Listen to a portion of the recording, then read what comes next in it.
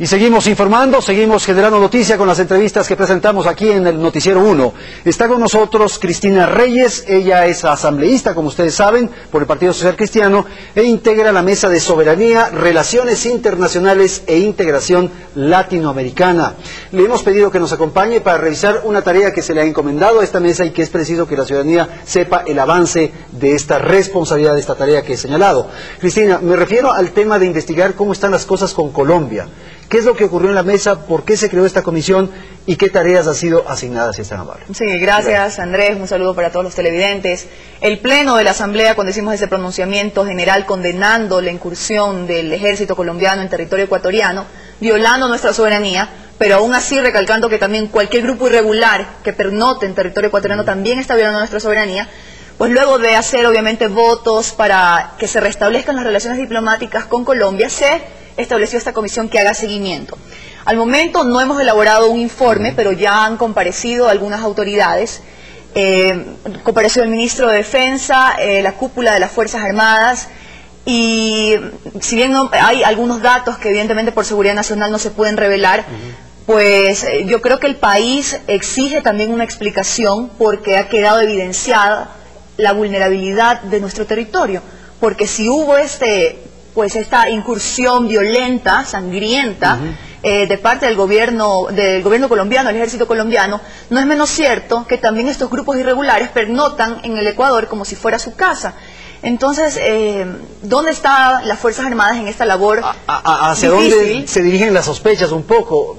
Yo le pregunto esto porque desde Colombia, concretamente, el ministro de Defensa, Juan Manuel Santos, ha señalado que el Ecuador es una especie de santuario de área que protege a los guerrilleros. ¿Se puede pensar, se puede llegar desde la perspectiva y en la investigación que ustedes hacen Sí. de un alcance de esta naturaleza? Bueno, justamente para eso está la investigación. No queremos hacer eco tampoco de denuncias que no tienen un fundamento. Se está exigiendo, lo ha exigido Cancillería, que se entreguen las pruebas, las supuestas computadoras que sobrevivieron al bombardeo, que evidentemente todos sospechamos, pero supuestamente esto ha ocurrido, pero aún no llegan estos documentos. Además, los supuestos nexos con la guerrilla, que también son denuncias que vienen de parte del gobierno colombiano, y sin querer hacer eco, yo creo que la investigación no está mal, por la protección, por la seguridad que le demos y sobre todo también por los pobladores que viven en la frontera norte, que están pues a expensas, viven en zozobra, con miedo de la incursión de estos grupos irregulares. Creo que debemos impulsar el Plan Ecuador, más fondos para invertir en las Fuerzas Armadas. No es que vamos a hacer una carrera armamentista, pero ha quedado evidenciado que estamos vulnerables ante esas incursiones. Claro, pero hay una serie de elementos, de aristas en este problema. Una es la evidente intromisión de fuerzas militares colombianas a territorio ecuatoriano. Sí. Luego hay, por ejemplo, la muerte de este compatriota Aizaya. ¿Ustedes tienen algo avanzado respecto a ese caso puntual? No, debo decir que aún no estamos en aquello, ¿verdad? Pero también el gobierno está en la obligación, antes de presentar alguna denuncia internacional, como el presidente Correa lo ha dicho. Todos hacemos votos por un país fraterno, hermano, como lo es Colombia, que las relaciones se restablezcan de inmediato. Sin embargo, pues hay algunos indicios de que este compatriota, que nos duele obviamente la caída, la pérdida, como nos debería de cualquier ecuatoriano compatriota, hay algunos indicios de que podría haber estado participando en las FARC. Entonces creo que sí se amerita una investigación.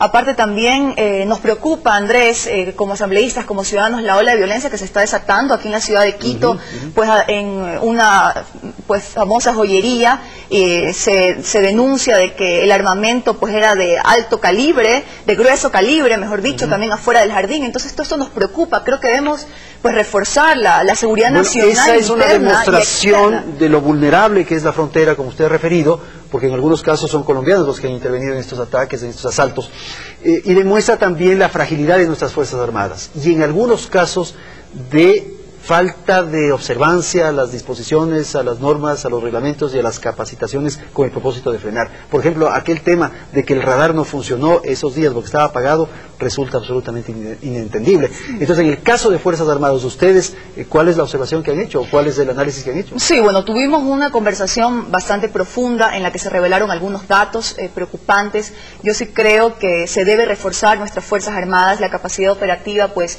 tiene que reforzarse. Para esto se necesita recursos. Justamente yo no es que quiero desmerecer esta labor loable, sacrificada que tienen nuestras Fuerzas Armadas, pero ha quedado evidenciado, Andrés, se dice también de que la zona de frontera, por ser un sector de selva, pues es bastante difícil de poder abastecer, pero no podemos entonces tener estas excusas y dejar a nuestro territorio vulnerable para cualquier incursión. ¿Qué ocurre si en el futuro esto llegara a ocurrir? También debo decir que se ha quedado en hacer una auditoría a la base de Manta para pues comprobar que realmente no hubo una interferencia en esta incursión.